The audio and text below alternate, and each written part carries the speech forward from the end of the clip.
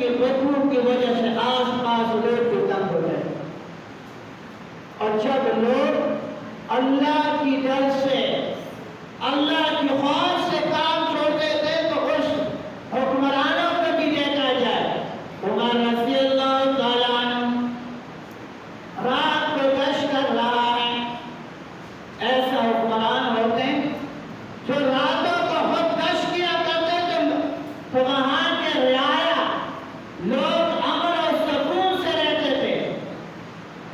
5 گھر سے نکل گیا گشت کے لیے اور ایک ملکشا ایک عورت ہے پل پہ کھڑی ہو گئی.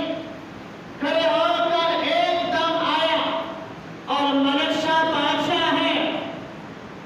بادشاہ کو کہا بادشاہ سلامت میں آپ سے سوال کرتا ہوں.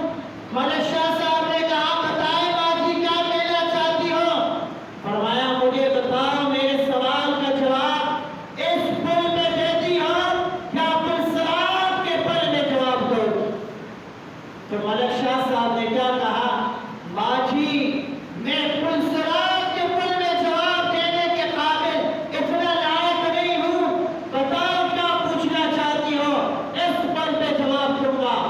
فرمایا تمہارے پولیس والوں نے میری گائے کو ذبح کر کے کھایا ہے اس کا حساب مجھے یہاں پہ دینا چاہتے ہو یا پھر سراب کے پل پہ دینا چاہتے ہو. تو وہ حکمران تھے جہاں تو عورتیں گاڑیوں میں بیٹھ کے لوگوں کو مار کے آگے سے ہمارے حکمران کیا کہتے ہیں کہ نشے میں تھے. غریب کو کچل کے ان کا بیڑا غرق کر کے وہ کہتے ہیں ان کے آقا اور کیا کہتے ہیں کہ نشے میں تھے پاگل تھے اس لیے فلاں کو مارا ہے. اور وہاں وہ ملک شاہ بادشاہ ہو کر کیا کہتا ہے کہ باجی ایک گائے کے بدلے میں 70 گائے دیا. یہ گائے لو اور دنیا پہ مجھ سے حساب لو. قیامت کے دن میں حساب دینے کے قابل نہیں. کہ ایسے حکمران ہوتے تھے تو لوگ امن میں رہا کرتے تھے. آج ہمارا حال کیا ہے؟ تو عمر رضی اللہ تعالیٰ عنہ گشت کر رہے تھے. ایک عورت ماں اور بیٹی آپ نے واقعہ سنا ہے.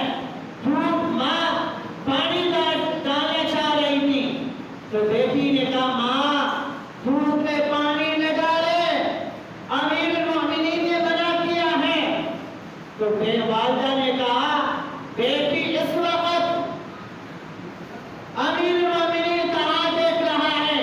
تو اس بیٹی نے کہا امیر المؤمنین تو نہیں دیکھ رہا رب العالمین تو اس اندھیری دنیا میں دیکھ رہا ہے. یہ بات عمر رضی اللہ تعالی عنہ نے سنی. اس گھر پہ نشان لگایا اپنے بیٹوں کو بلایا. فرمایا بیٹوں میں بوڑھا ہو چکا ہوں میں نکاح کے قابل نہیں ہوں. ایسے ایماندار بیٹی میں نے کہیں بھی نہیں دیکھا ہے جو رات کے اندھیرے میں دودھ کے پانی ڈالتے وقت اپنی ماں سے کہہ رہی ہیں کہ اللہ دیکھ رہا ہے اللہ دیکھ رہا ہے. فرمایا بیٹو اگر آپ میں سے جو ایک بیٹے نے کیا کہا بیٹے سے کہا نکاح کرو پھر اپنے بیٹے سے عبداللہ ابن عمر رضی اللہ تعالیٰ عنہ کی نکاح اس بیٹی سے کیا.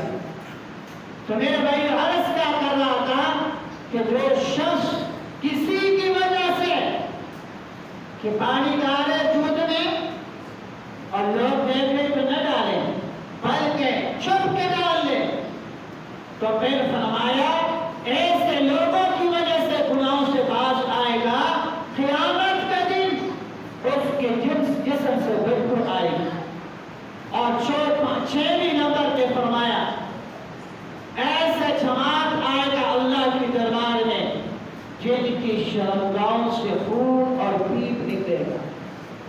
کیا ہوگا؟ شرمگاہوں سے خون اور پیپ نکلے گا. اللہ کے نبی سے یاروں نے کہا یا رسول اللہ صلی اللہ علیہ وسلم یہ کون سے لوگ ہوں گے جن کی شرمگاہوں سے خون اور پیپ نکلے گا. اللہ کے لاڈلے پیغمبر محمد مصطفیٰ صلی اللہ علیہ وسلم نے فرمایا یہ زنا کرنے والے مرد اور عورت ہوں گے.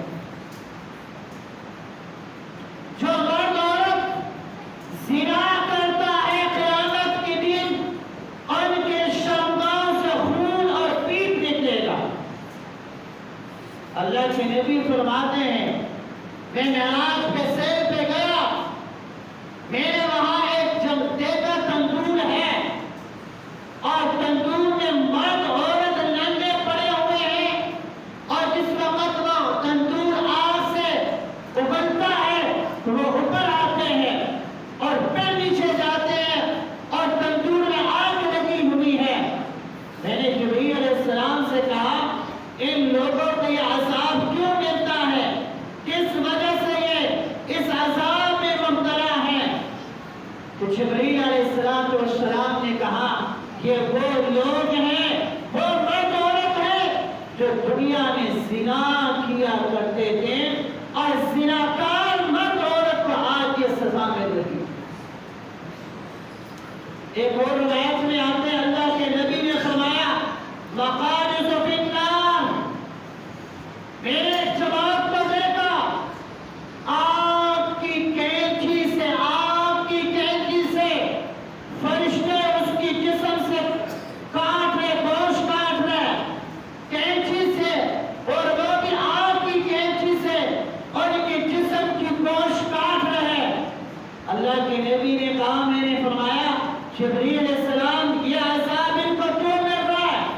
فرمایا وہ مرد عورت ہیں جو دنیا میں زنا کیا کرتے تھے اور آج زنا کی وجہ سے زنا نہیں کرتے تھے۔ یہ وہ لوگ ہیں، وہ مرد عورت ہیں جو اپنے آپ اچھے لباس پہن کے اپنے آپ کو خوبصورت کر کے کہ عورت کے سامنے جاتے تھے کہ عورت کی زنا کے لیے مائل ہو جائے۔ وہ مرد جو اپنے آپ کو سنسار کے کپڑے پہن کے سر پہ کنگھی مار کے اور لڑکیوں کے سامنے جاتے ہیں کہ لڑکی میری طرف مائل ہو جائے اور راضی ہو جائے میں اس سے زنا کروں۔ وہ عورتیں ہیں جو گھروں سے نکل کے جاتی تھی، اپنے اچھے کپڑے پہن کے جاتی تھی، قیامت کے دن اور آگ کے کینچی سے اس کے جسم کے گوشت کو کاٹا جائے۔ جوانوں دیکھنا آج یہ ہم میں ہے یا نہیں ہے؟ کتنے عذاب ہیں۔ فرمایا قیامت کا دن ہوگا، وقت اجازت نہیں دیتا۔ ایک اللہ کے نبی نے فرمایا بنی اسرائیل میں ایک عابد ہے، ساری زندگی عبادت کیا ہے، ساری زندگی اللہ کیا تھا، مگر قیامت کا دن ہوگا، اللہ نے فرشت ترازو لایا جائے گا اس کے سامنے، ترازو لا کر اس عالم کو اس کی جتنے عابد کی جتنے بھی عبادتیں ہیں ترازو کے ایک پلے میں رکھ دیا جائے گا، دوسرے پلے میں اس کی زنا کو رکھ دیا جائے گا، تو زنا کا پلہ بھاری ہو جائے گا، اس کی تمام عمر عبادتیں روزے جتنے نے کیا ہے وہ تمام کے تمام آگ کی تخشا کی طرح اڑ جائے، ساری نیکیاں ختم ہو جائے گی اور زنا اس کے باری آ جائے گی۔ تو خدا را جوان اور زنا سے بچو۔ اور ماں باپ سے کہتا ہوں جوانوں کو آپ اپنے بیٹوں کی شادیاں کرائیں، معاشرے سے زنا روکنے کا ایک ہی راستہ ہے، بیٹا جوان ہو جائے اس کی شادیاں کرائیں، بیٹیاں جوان ہو جائیں ان کی شادیاں کرائیں۔ اور جب بیٹا جوان ہے بیٹی جوان ہے، آپ کو اللہ نے طاقت دیا ہے، اس کے باوجود بھی آپ شادی نہیں کراتے ہیں اور یہ بیٹا اور بیٹی زنا کر رہا ہے تو صدقہ جاریہ آپ کو ملتا ہے مفت میں۔ آپ بڑا تسبیح لے کر بڑا ہو کر تسبیح لے کر مسجد کے کونے پہ اللہ کرتے رہیں، آپ کی بیٹی اور بیٹا زنا کرتے رہیں تو آپ کی تسبیح کام نہیں آئے گی۔ تین عذاب، نمبر ایک وہ شخص جس کے منہ سے خون اور پیپ نکلے گا اور پیر کی آنٹیاں زمین پہ پڑا ہوگا، یہ وہ شخص ہوگا جو جھوٹ بولتا ہے۔ اور پانچویں نمبر پہ وہ شباب جس کے جسم سے بدبو آئیں گے، اتنا سخت بدبو آئیں گے کہ لوگ اس کے بدبو سے تنگ آ جائیں گے۔ قیامت کے دن فرمائے وہ لوگ ہوں گے جو لوگوں کی وجہ سے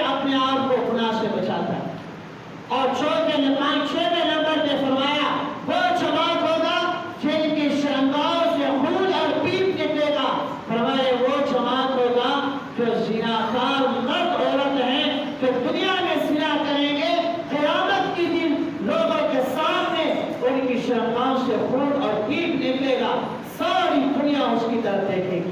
اللہ ہم سب کی حفاظت فرمائے، زندگی باقی، ملاقات باقی۔